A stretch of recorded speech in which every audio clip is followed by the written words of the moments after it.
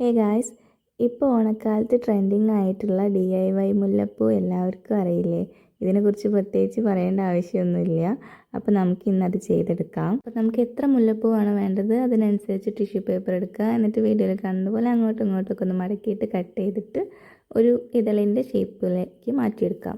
എന്നിട്ടത് സെപ്പറേറ്റ് ചെയ്തിട്ട് ഒന്ന് ട്വിസ്റ്റ് ചെയ്യുകയാണ് ചെയ്യുന്നത്. അപ്പോൾ ജസ്റ്റ് ഒരു മുല്ലപ്പൂവിൻ്റെ ഷേപ്പായിട്ട് കിട്ടും.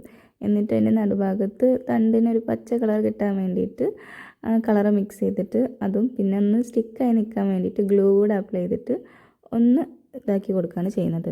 സ്മെല്ലില്ലാന്നേ ഉള്ളൂ, ശരിക്കും ഇത് കാണാൻ ഒറിജിനൽ മുല്ലപ്പൂ പോലെ തന്നെ ഉണ്ട്.